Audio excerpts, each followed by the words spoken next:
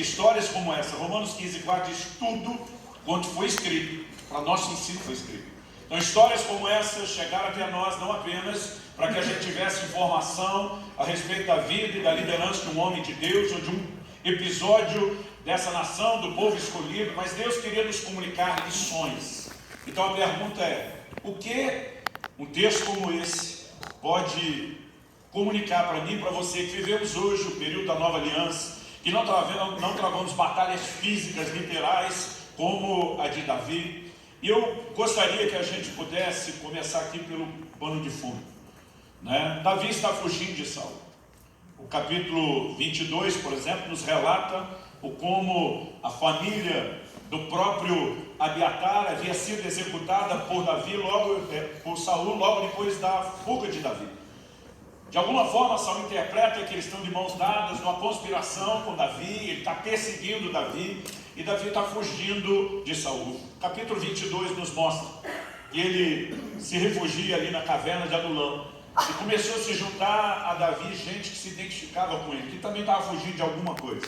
A Bíblia diz, juntaram-se a eles só gente boa, os levianos, os amargurados de espírito, os intimidados, né? Imagino que os amargurados de espírito estavam fugindo de pessoas ou problemas, né? Os endividados com certeza fugindo dos credores. Os levianos, só Deus sabe do que estavam fugindo. Mas eram gente que se identificava com ele. E a Bíblia diz que Davi se fez chefe dessa turma. Agora pensa numa turma que tem problema. É não apenas o Davi que está com esse problemão, fugindo de Saul, mas toda essa turma que está com ele. Todo mundo está envolvido e mergulhado em problemas. Agora, Davi e essa turma toda, cheia de problemas, recebe uma notícia de que os filisteus estão agora sitiando a cidade de quê? Atacando a cidade, saqueando as ilhas. E de alguma forma o coração de Davi, que eu acredito que não era mero e simplesmente um coração proativo, mas alguém sensível a Deus, sensível às pessoas, ele não consegue ouvir a notícia e simplesmente deduzir, isso não tem nada a ver comigo. Ele simplesmente começa a inquietar, eu tenho que fazer algo a respeito. Eu não posso ver esse povo num problema desse e não fazer nada a respeito deles. Agora, porque eles também já estão mergulhados num baita, num problema, Davi decide consultar o Senhor antes de comprar essa briga. No verso 2 nós lemos que ele consulta o Senhor. Devo ir atacar os filisteus? E Deus responde, vá, ataque os filisteus e livre a cidade de quê?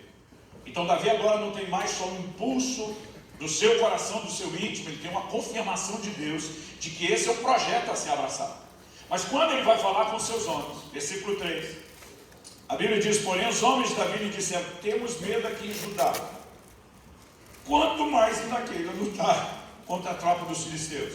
Essa turma olha para Davi e diz, cara, era real, Davi, nós estamos com um problema até o pescoço.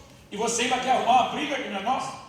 Cada um com seus problemas, nós com o nosso, eles com o dele. Deixa isso quieto. E eles são tão convincentes que Davi vai consultar o Senhor de novo, versículo 4.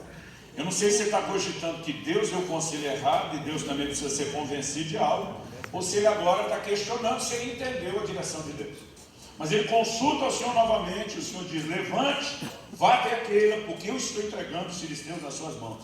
Davi vira para os homens e disse, não, vocês querem andar comigo, bora, nós estamos indo defender esse povo. E a partir disso, a minha conversa com você é um tema muito sensível para nós no ministério. O tema da minha mensagem hoje, baseado nesse episódio, é servindo outros, mesmo com problemas. Porque há situações onde eu e você estaremos lidando com problemas pessoais, e ainda assim parece que Deus está nos empurrando para ser um instrumento de Deus, tocar a vida de gente que também tem problema. E algumas vezes parece que Deus está mais preocupado em resolver o problema do outro do que o nosso, que estamos sendo o instrumento dele para ajudar essas pessoas que estão com problema. E isso, consciente ou inconsciente, pode nos colocar no lugar de não conseguir processar essas coisas corretamente. Eu consigo entender um Davi e não consultar Deus de novo. Deus, eu tenho certeza. Porque é o tipo de coisa que às vezes a nossa razão não consegue processar. Mas a verdade é que a vida do ministério, ela talvez possa ser bem exemplificada pelo que aconteceu aqui. E essa ideia que eu queria conversar um pouquinho com vocês, servindo os outros, mesmo com problemas. Alguns anos atrás, eu ouvi uma mensagem do meu pastor, que hoje é meu consogro, meu filho casou com a filha dele, pastor Eli Uber, e ele pregou uma mensagem que eu achei assim fantástica. O tema da mensagem dele era 2 doenças que destroem líderes. Basicamente, ele falava tanto de Sansão como de Elias. E de Sansão, aquele cara que devia ter parado e nunca parou. Está exercendo o ministério, mas está brincando com o pecado e nunca parou para se consertar ou se arrumar. E diz, mas Elias é aquele cara que não devia ter parado e parou. E não tinha o problema de Sansão, mas ele se deixou vencer pelo desânimo.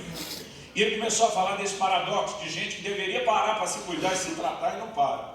Mas gente que deveria continuar e para, vencido pelo desânimo. Então, eu quero mexer um pouquinho nesse assunto, porque quando a gente fala de servir outros mesmo com problemas, eu queria que a gente fizesse aqui junto 3 perguntas. Quais são os seus tópicos que nós vamos pensar aqui juntos? Em primeiro lugar, quando eu devo parar? Em segundo lugar, nós vamos trabalhar outra pergunta. Quando eu devo continuar? E terceiro e último lugar, eu quero que a gente se questione. E no final, vale a pena? Então vamos começar pelo quando devo parar. Acredito particularmente que como eu e você somos gente limitada e que Deus não está esperando nenhum de nós viver perfeição com a resolução de tudo para poder nos usar, porque senão ele não poderia usar ninguém praticamente nunca. A Bíblia diz que Elias era homem semelhante a nós. Pensa num cara bipolar na Bíblia, que é Elias. Uma hora fazendo descer fogo do céu, a nação cai de joelho, declarando só o Senhor é Deus. Outra hora está na caverna pedindo para si a morte, dizendo para Deus, para mim deu a conta, deu a tampa, deu o que tinha que dar, estou fora. Mas Tiago escreve e diz que ele era semelhante a nós.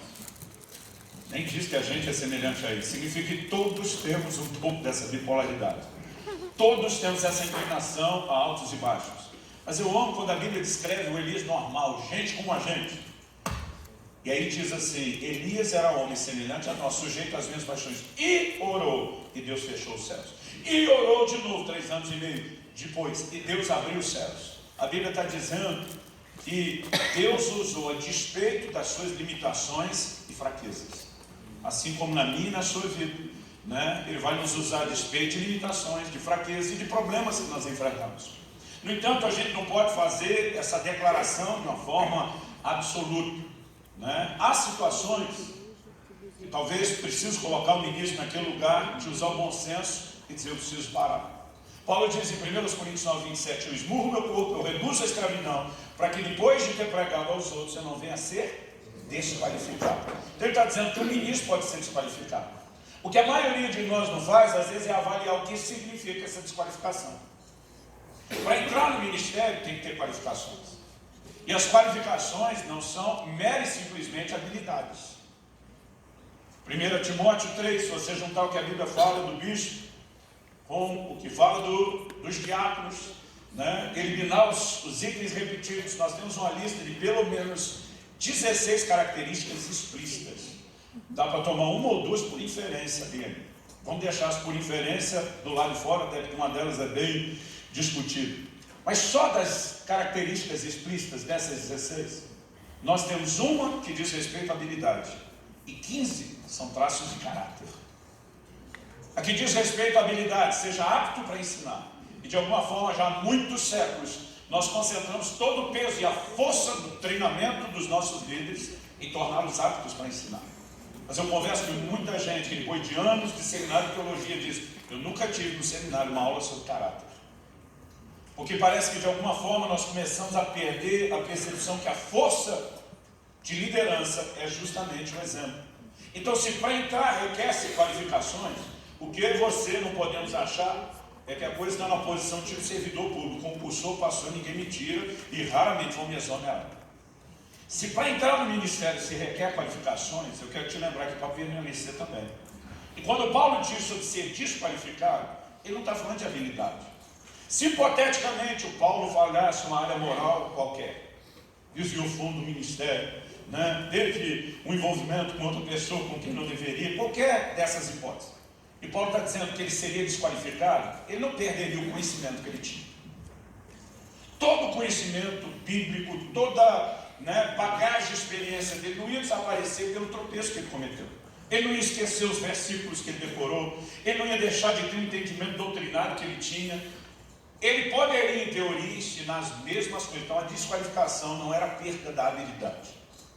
Como plantador de igreja e missionário que era, ele não perderia a sua experiência ministerial, podendo aconselhar os novos ministros a respeito de como trabalhar, o que fazer, o que não fazer. Quando Paulo fala sobre ser desqualificado, tem nada a ver com habilidade. Ele está falando a respeito do testemunho. Ele está falando a respeito da coerência, de uma vez que liderança é baseada no exemplo. O exemplo foi comprometido. Isso desqualifica. Então há momentos que um líder deve parar. E essa era a lição que Sansão tinha que ter entendido, porque brincar com o pecado não nos autoriza a continuar. Então, eu só não vou entrar a fundo nisso, mas só não quero pular essa etapa, ou esse aspecto, para que a gente não maqueie como se isso não fosse uma possibilidade. Uma segunda coisa que a gente trata muito com os pastores e líderes das nossas igrejas, diz respeito à família.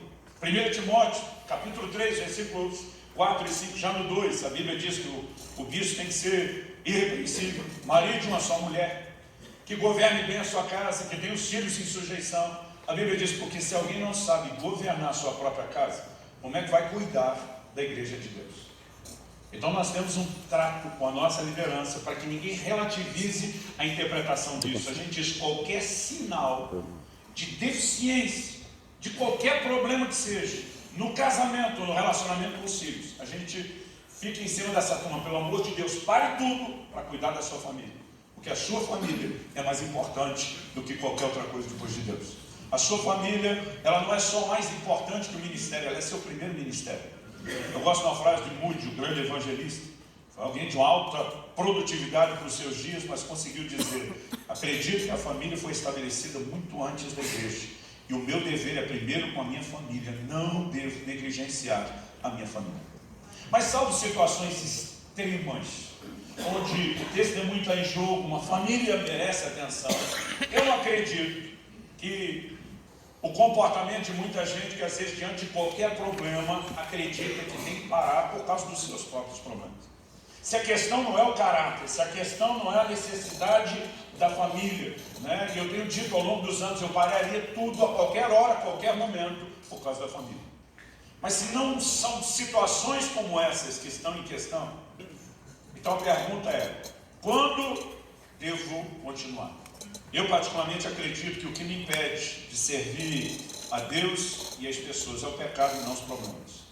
E a gente precisa saber lidar com isso. Em 2 Coríntios, no capítulo 1, segunda carta de Paulo aos Coríntios, no capítulo 1, a partir do versículo 3, o apóstolo Paulo diz assim: bendito seja o Deus e Pai de nosso Senhor Jesus Cristo, Pai de misericórdias e Deus de toda consolação. É Ele que nos consola em toda a nossa tribulação, para que pela consolação que nós mesmos recebemos de Deus, possamos consolar os que estiverem em qualquer espécie de tribulação. O próprio Paulo diz que o fato da gente ser experimentado na tribulação e no consolo é o que legitima a gente para poder transportar isso na vida de outros. Então acredito que de alguma forma, eu e você, que temos que ter a responsabilidade de ser exemplo. Outro dia alguém falou: Deus quer um nível de família do líder maior do que o dos outros. Eu falei: quem disse que é maior? O padrão de Deus para a família de todo mundo é o mesmo. A questão é que o líder tem que ser o primeiro a dar exemplo, para inspirar os outros a viverem o padrão que Deus tem para todo mundo. Não é a família do líder que tem que ser exemplar, a família de todo crente que deveria ser exemplar. Agora, da mesma forma, nessa área da tribulação, parece que Deus diz: eu quero te usar como exemplo também. Você precisa passar algumas coisas, sobreviver a elas e ter autoridade para então confortar os outros. Porque, gente, muitas vezes consolar os outros só com discurso teórico é uma coisa. E você conseguir passar aquilo com a sua vida e inspirar é outra. E Jó, lá no capítulo 4, dos versículos 3 a 5, seus amigos têm uma conversa honesta com ele. Falam de como Jó foi um instrumento de consolo e inspiração para muita gente. E eles dizem o seguinte: veja bem, você ensinou muito, fortaleceu as mãos cansadas, suas palavras sustentaram os que tropeçavam e você fortaleceu os joelhos vacilantes. Mas agora, quando chega a sua vez, você perde a paciência. E ao ser atingido, você fica apavorado. Eu particularmente gosto da forma como a NVI traduziu esse versículo. Eu estou usando a Nova Almeida atualizada. A NVI diz: mas agora que se vê em dificuldade, você desanima, e quando você é atingido, fica prostrado. Muitas vezes eu e você vivemos momentos extraordinários no púlpito, num gabinete, em aconselhamento, num momento discipular, fortalecendo outros. Mas a verdade é que a gente é muito parecido com Jó. Quando chega a nossa vez, aquele mesmo discurso nosso que inspirou e fortaleceu tanta gente, parece não funcionar direito para a gente. Nós vamos lidar com essa realidade do exercício do ministério, né? Porque eu e você continuamos sendo gente como todos os outros. Mas eu olho para a palavra de Deus e eu percebo, voltando nesse texto aqui de 2 Coríntios, do capítulo 1, a gente leu até o versículo, deixa eu ver aqui, até o versículo 4. Para que possamos consolar os que estiverem em qualquer espécie de consolação. No 5, porque assim como transbordam sobre nós os sofrimentos de Cristo, assim também por meio de Cristo transborda o nosso consolo. Se somos atribulados, é para o consolo e a salvação de vocês. Se somos consolados, é também para o consolo de vocês. E esse consolo se torna eficaz na medida em que vocês suportam com paciência os mesmos sofrimentos que nós também suportamos. Ele está falando de ajudar os outros a suportar pacientemente o que eles foram experimentados primeiro. 7. A nossa esperança em relação a vocês é sólida, sabendo que assim como vocês são participantes dos sofrimentos, assim também serão participantes da consolação. Porque não queremos, irmãos, que vocês fiquem sem saber que tipo de tribulação nos sobreveio na província da Ásia. Foi acima das nossas forças, a ponto de perdermos a esperança até da própria vida. Pausa. Esse é nada mais nada menos que o gigante espiritual que escreveu mais de metade, ou quase metade do Novo Testamento, Paulo dizendo: nós chegamos ao ponto de desesperar da vida. E a pergunta com a resposta óbvia é se Paulo passou por isso e nós.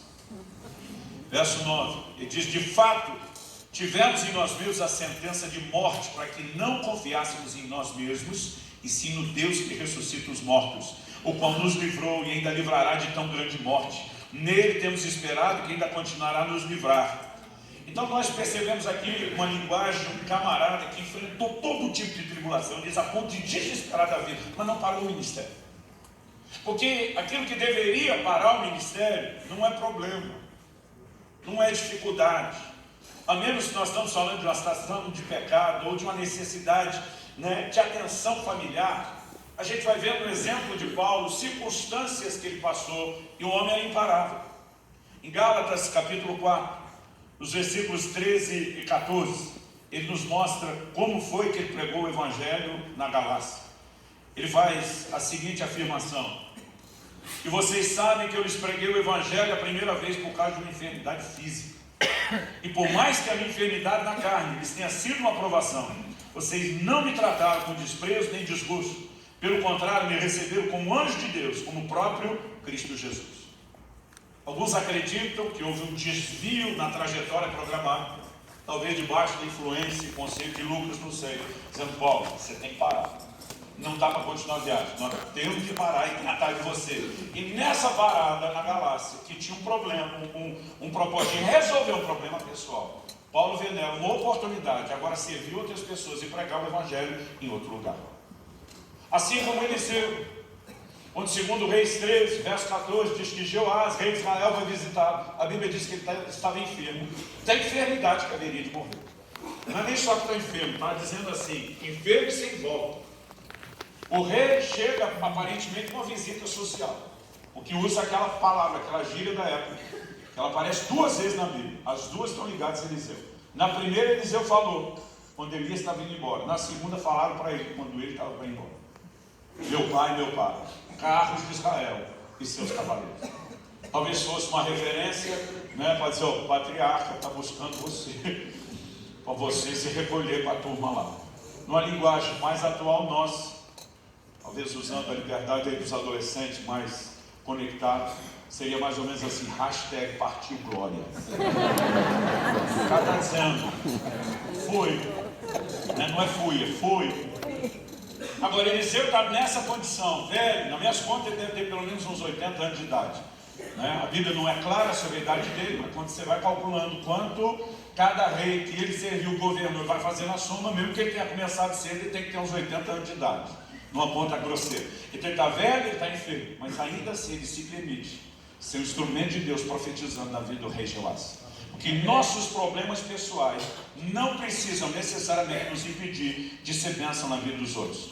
Deus não está esperando você estar de bem com a vida em todas as áreas, no mais perfeito bom humor, para dizer, posso, por gentileza, usar você agora? Ele espera que eu e você, a despeito daquilo que a gente passa, a despeito daquilo que a gente enfrenta, que haja uma determinação no nosso coração. Atos 16, a partir do versículo 22 até o 31, você conhece bem o texto. Paulo e Silas estão pregando em Filipos. São injustamente presos, açoitados, vão para um julgamento sumário sem se respeitar o direito deles, né? Estão agora pendurados no tronco, ninguém sequer tratou as feridas dos açoites. Irmão, não sei como você se sentiria, eu fico imaginando como eu me sentiria. Eu estaria naquele momento tendo uma conversa honesta com Deus. Eu já aprendi a ser honesto com Deus, porque mesmo quando você não verbaliza, Ele já sabe o que você está sentindo ou pensando. O salmista diz, a palavra ainda não me chegou à boca e tu já sabes. Você pensou, ele ouviu. Você sentiu, ele ouviu. Você vai pensar daqui uns anos, já sentiu, ele ouviu. Então eu já descobri que não adianta tentar mascarar. E às vezes sou meio honesto. Digo, Deus, com todo respeito, o Senhor é o Criador, eu sou uma criatura sem vergonha. Às vezes quer falar para o Senhor que não deveria. Mas assim que o Senhor recompensa quem te serve. Muitas vezes a gente não teve coragem de verbalizar, mas o sentimento chacoalhou tudo dentro da gente. E é naquele momento, naquela situação, que surge uma oportunidade. E o Paulo não perde a chance de dar uma palavra de conhecimento. Eles estão no escuro. Eu não sei como é que ele soube que o homem ia se matar. Mas ele dá uma palavra para aquele camarada. Vai para a casa dele, prega, ganha aquela família, batiza a turma. Parece que aquela igreja que não tinha nem rompido direito ainda em Filipos, eu não sei se ela não ganha força, é a partir da casa do carcereiro. Então nós temos inúmeros exemplos. Eu estou tentando focar principalmente aqui no próprio Paulo. Em 1 Coríntios, no capítulo 15, no versículo 58, ele diz, irmãos, sede firmes, constantes, sempre abundantes na obra do Senhor, sabendo que no Senhor o vosso trabalho não é vão. Ele não está falando apenas de perseverança. Ele começa dizendo para eu e você ser firme. Outra versão, em vez de inabalável, em vez de constante, diz inabaláveis e sempre abundantes. Então, antes de falar da intensidade, ele fala de firmeza e ser inabalável. Por que ele está falando para ser firme? Porque ele sabe que a possibilidade de ser colocado em xeque ao longo do caminho é praticamente certa. Por que ele fala de ser inabalável? Porque ele sabe que a minha e sua estrutura pode se deixar abalar diante de circunstâncias. E aí, sem firmeza e essa constância, a capacidade de ser inabalável, não vão conseguir ser sempre abundantes na obra do Senhor. Em Gálatas 6,10 ele diz, e não nos cansemos de fazer o bem. Fazer o bem cansa, claro que cansa, senão ele não teria dito isso. Lidar com gente cansa. Gente, nosso Senhor Jesus olha para aqueles 12 e faz a pergunta para eles, até quando vos sofrerei? Como você interpreta isso? Para mim ele está dizendo, por quanto tempo mais eu tenho que aguentar vocês? Agora, se Jesus, que era Jesus, conseguir dar uma cansada daquela turma, e nós? A Bíblia diz, como ferro com ferro se afia assim o homem, o seu amigo. Um dia eu falei para Deus, esse é um amigo. O pastor e a ovelha é muito pior. Muitas vezes eu e você vamos cansar até de fazer o bem, até de ajudar as pessoas. E há momentos onde a semelhança de Davi, eu e você vamos ficar olhando para tudo e pensando, eu já tenho os meus problemas. Por que é que eu ainda tenho que comprar a briga de outros? Evangelho de Marcos, capítulo 4, a gente vê que Jesus enfrenta uma tempestade. E eu particularmente acredito que aquela tempestade não era de Deus, porque senão não fazia sentido ele mandar acalmar. Estaria se rebelando à vontade. Do outro lado, depois da tempestade ter acalmado, tem um gadareno, no nível de endemoniamento que merecia estar no Guinness Book das coisas espirituais da época. Eu imagino que havia uma oposição tentando impedir o Senhor de chegar lá. E ele está no meio de uma tempestade. Muitas vezes nós estamos enfrentando tempestades que não são nem só as nossas. É o resquício, é o respingo das tempestades dos outros na gente. Porque quando Deus nos manda para ajudá-los, a gente meio que compra algumas brigas. Mas o que eu percebo é que nós podemos vencer nossas tempestades, ainda ajudar quem está do lado de lá da tempestade. Isso me inspira a ter um posicionamento de dizer, quando é que eu devo continuar? Sempre. Se não é uma situação que envolve o caráter que precisa ser restaurado, e mesmo quando há pecado, a gente diz, para consertar, não desista para sempre. Mesmo quando há uma situação familiar, a gente diz, para arrumar, para depois voltar com força, é recuar para avançar depois. Agora, não sendo situações como essa, quando é que eu e você devemos continuar sempre? A gente precisa ter uma postura, uma firmeza e uma determinação de não parar diante de circunstâncias adversas. Mas a pergunta agora a ser feita é, e no final, vale a pena? Eu quero te dizer que às vezes as pessoas vão demonstrar gratidão pelo que você fez, mas nem sempre. Em Atos 16, 32, 33, carcereiro, depois de ter sido ganho para Jesus, ele lava as feridas de Paulo e Silas e agora decide fazer o que ele tinha feito antes. Tem gente que fica melhorzinho depois que você serve. Em Atos 28, a Bíblia diz que Paulo, na ilha de Malta, depois daquele avivamento, um monte de enfermo curado, o evangelho pregado, eles fizeram provisões, não só para Paulo, mas para todo aquele bando de náufragos, né? Agora enfrentar a próxima etapa da viagem com comida, com alimento. Ninguém tinha condição de pagar a sua passagem, mas eles saem de lá abençoados. Então a gente não pode dizer que as pessoas nunca vão demonstrar gratidão, mas com certeza a gente pode dizer que nem sempre. Eu diria que talvez na maioria das vezes elas não demonstram. E a ideia para tratar desse assunto é que Saul fica sabendo que Davi entrou numa cidade com portas e muros. Ele sabe que depois de sitiar a cidade é uma questão de tempo. Davi não tem mapa onde correr e fugir. Ele pensa, é a oportunidade. A notícia chega em Davi. Agora, quem é Davi? É o herói da cidade. O cara, no meio dos seus problemas, decide arriscar a vida dele, dos homens dele, para salvar a cidade. É aquele camarada que tinha que estar sendo aplaudido, que merecia todo tipo de reconhecimento e honra. Aí Davi, já sabendo que Saul está vindo, ele vai orar e diz, Senhor, Saul está vindo mesmo? Eu digo para Davi, tá, meu filho, vai dar ruim. Ele diz, mas Senhor, esse povo vai me entregar na mão de Saul. Vai, meu filho, sem dor nem piedade. Mas eu sou o herói que salvou a vida deles, a cidade. O Senhor me mandou aqui para salvar esse povo e eles vão me entregar. Ele diz, vão. Eu vou repetir o que eu falei no início, essas coisas não foram registradas à toa. O que é que Deus está tentando dizer para mim e para você? Que quando Ele nos mandou salvar esse povo, a gente não estava servindo essas pessoas, a gente estava servindo Deus, que se preocupa com elas. E a gente não deveria esperar a recompensa e o retorno das pessoas, mas do Deus que nos enviou a servir essas pessoas. Outro dia alguém disse, o ministério é ingrato. Eu falei, negativo, as pessoas é que são. O ministério não é. Porque Apocalipse 22, 12, o Senhor diz, eis que cedo vem, comigo está a minha recompensa para dar a cada um segundo as suas obras. Não tem nada que eu e você estamos fazendo para Deus que vai ficar sem recompensa. Então o ministério no qual nos colocou não é ingrato. As pessoas que servimos podem ser ingratas, mas o Senhor que nos enviou a servi-las não.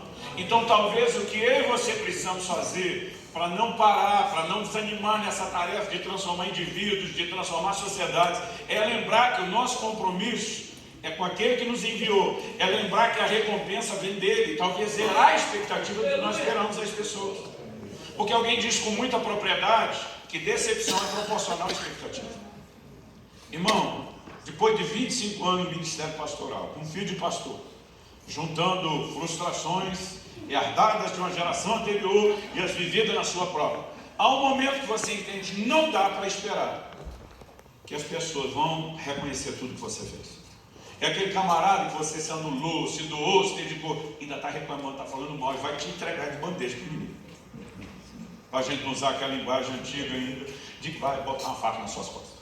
Eu não gosto de usar muito a ideia da traição. Porque muitas vezes eu acho que isso coloca a coisa num patamar ainda mais pessoal. Vamos trabalhar só em gratidão, que já é doído. Não vamos para o nível da traição, que dói mais do que a ingratidão. Então, eu olho para a palavra de Deus e eu começo a perceber essas coisas. Agora, muitas vezes, a linguagem dos pastores e líderes denuncia o que é que eles estão pensando, ou sentindo sem perceber que estão pensando. Eu não sei você, mas uma das coisas que eu mais já ouvi, né? Eu corro esse Brasil todo já há muito tempo. E uma coisa que eu gosto é sentar com os pastores, trocar experiências, o que está funcionando, o que não, o que tem passado, o que tem enfrentado. E a maioria dos pastores, quando estão falando de momentos difíceis, sacou a linguagem que repete. Eu não preciso disso.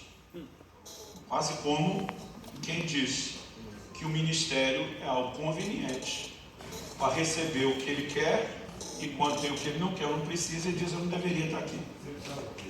Então nós precisamos de fato parar para pensar por que é que nós estamos no ministério. Jesus diz, vai construir uma torre, senta primeiro para calcular quanto custa, para ver se dá conta. Ele disse, se não dá conta, vaza, desiste desse negócio. De vez em quando eu reúno os pastores, a liderança das nossas igrejas, e digo para eles, vamos parar e fazer a conta, quanto é que custa no ministério.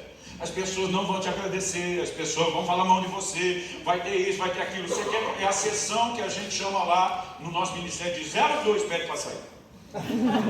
Ó, batendo na cara deles, tentando ver quem desiste. O negócio lá do... Porque a gente cria expectativas de retornos e de recompensas que nunca foram prometidas. Deus diz, sua recompensa está comigo. Não. Gente, se no meio do caminho tiver gente agradecida, é lucro. Se no meio do caminho tiver recompensas momentâneas, é um bônus a mais. Mas a verdadeira recompensa virá das mãos do nosso nome. É dele que um dia eu e você vamos receber a recompensa e a integração. Foi ele que disse, a minha recompensa está comigo para dar a cada um, segundo as suas obras. Então eu fico olhando para esse episódio de Davi, e durante muito tempo eu achava que isso é apenas uma informação a mais para a gente saber o que esse homem de Deus passou. Mas eu comecei a entender com mais clareza que Deus está pegando um episódio da vida de um líder para ensinar outros líderes. Ele espera que eu e você, mesmo no meio de circunstâncias difíceis, venhamos nos dispor a servir os outros. E tem horas, gente, que emocionalmente falando é contraditório e doído. Você lembra quando Abraão vem com aquela conversa de que Sara é irmã, a meia verdade? E o rei manda recolher. Depois Deus é liberto, devolve a mulher, o homem é profeta. A Bíblia diz que Deus cerrou a madre de todas as mulheres daquela casa. E aí Deus manda Abraão orar. E diz a Abraão, meu servo, orar por você, que ele é profeta. A Bíblia diz que Abraão orou e Deus abriu a madre das mulheres para ter filho. E Sara continua estéril. Quantas vezes eu e você nos vimos em circunstâncias assim? Eu lembro de um culto, um dia eu estava pregando, eu fiz de tudo para honrar meu compromisso. Um texto que meus filhos me ouviram falar muito enquanto crescia. É aquele do Salmo 15, que jura mesmo por dando o Senhor não muda. Prometi que estaria numa certa igreja pregando, mas eu estava no meio de uma crise, de uma hérnia de dias, gente. Fiquei 15 dias na cama sem conseguir andar.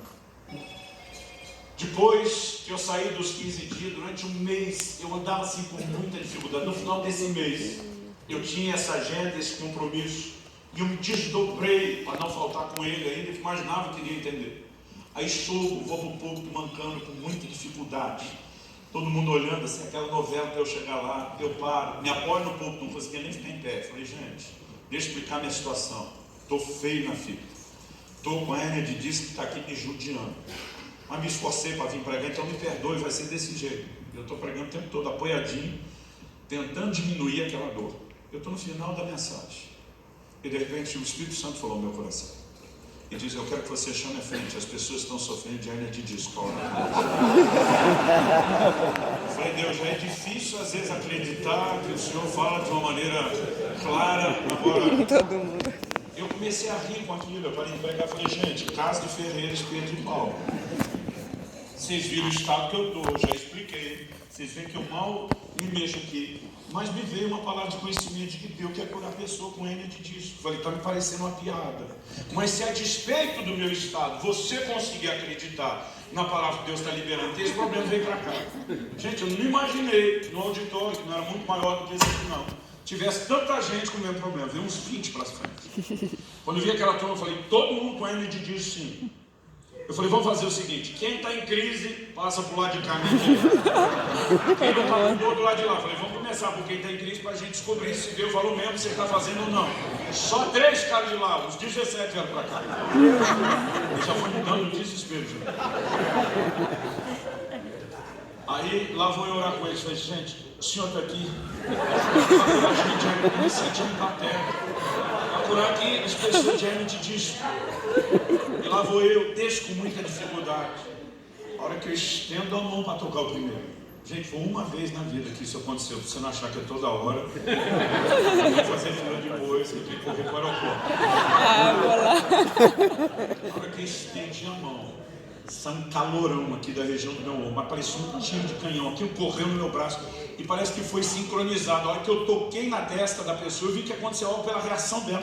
Ela deu um pulo, foi para trás, foi quando o senhor me tocou, entrou um calorão em mim. Eu pensei, saiu daqui. Foi que eu corri o corpo e me toquei. Falei, e a dor? Meu Deus! Gente, o que você precisa numa fila dessa é que funcione no primeiro. Aí os outros se animam para acreditar. Esse cara começou a fazer festa. Eu falei, gente, viu como é fácil? Eu desesperado. Agora eu falei, viu como é fácil? Toquei o segundo. De novo eu senti aquele calorão correr, parecia um tiro de um canhão. Eu vi a reação da pessoa parecida. Falei, o que você sentiu? Um calor? Ele falou, não, foi um frio. Falei, bom, tava quente. Falei, cadê a dor? Meu Deus, não tem mais. Aquele povo foi empolgando. Gente, eu tocava e eles iam sendo curados. Depois de uma meia dúzia, eu pensei, vou aproveitar isso, né? Porque eu fiquei com vergonha de botar a mão em mim mesmo. Porque eu fiz tipo mulher grávida. Eu botava a mão, mas comigo não tinha tiro de canhão. Aliás, depois dessa meia dúzia, parece que parou o tiro do canhão. Eu não sentia nada, eu saía e continuava doendo. E aquela turma foi sendo curada. E eu saí daquele dia, acho que pior do que eu estava perguntando que eu fosse. Eu fiquei revoltado. Eu falei, Deus, não sai, não. Primeiro eu me senti um pateta. Segundo, se o senhor não faz acepção de pessoa, por que é que a turma aí aproveitou e não funcionou comigo? Teve uma hora que eu pensava, um recebe, eu não recebo. Troquei a ordem, não funcionava comigo.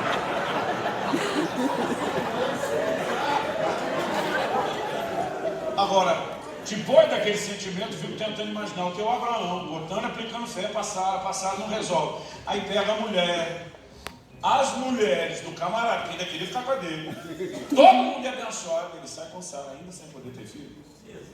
Ou vai dizer que nunca aconteceu algum tipo de versão de Deus me usou para resolver problemas dos outros e os meus continuam. Keila está livre dos filisteus, e agora Davi está correndo de Saul de novo.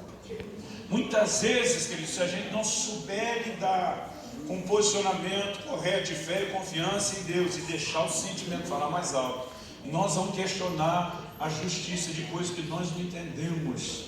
A gente não foi chamado para entender tudo, para ter explicação de tudo, mas para confiar naquele que nos chamou, naquele que nos enviou, e para não desanimar no meio do processo.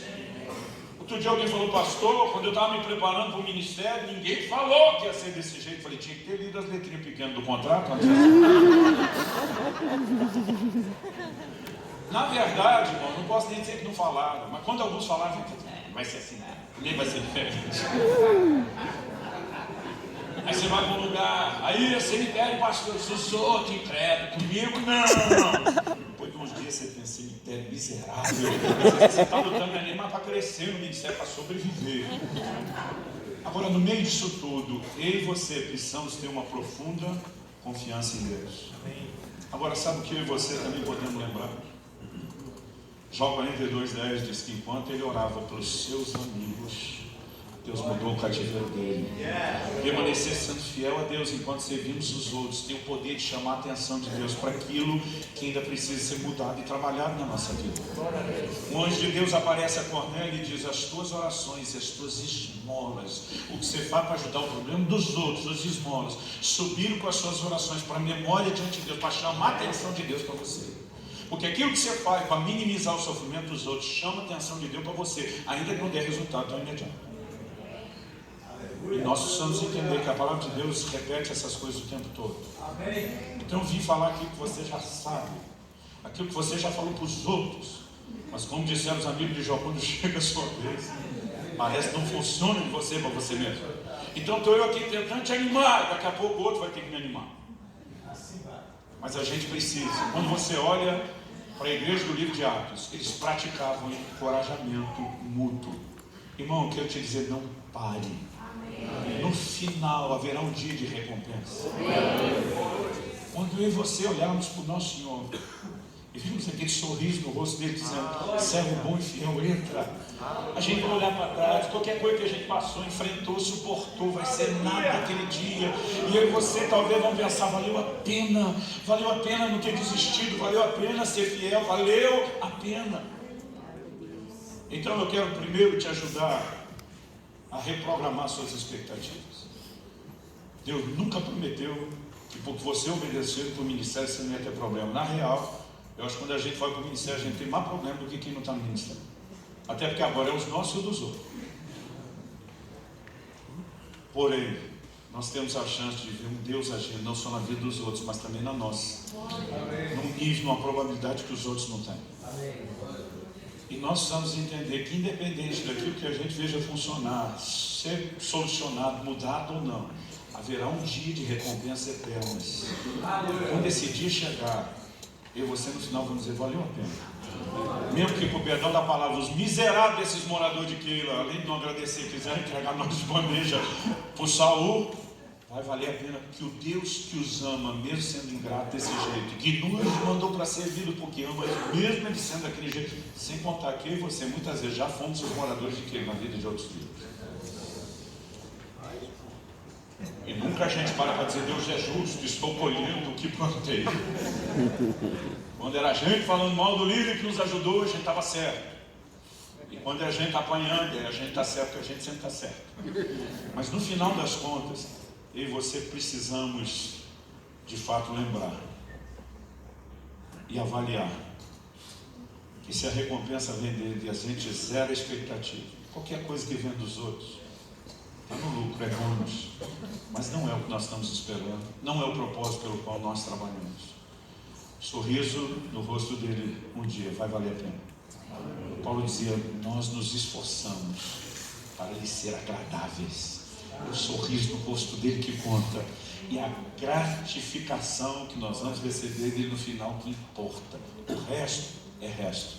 E nesse inteirinho, eu quero só te lembrar: seja firme, inabalável, e não pare de trabalhar. Não pare de ser Deus. Recebe essa palavra em nome de Jesus.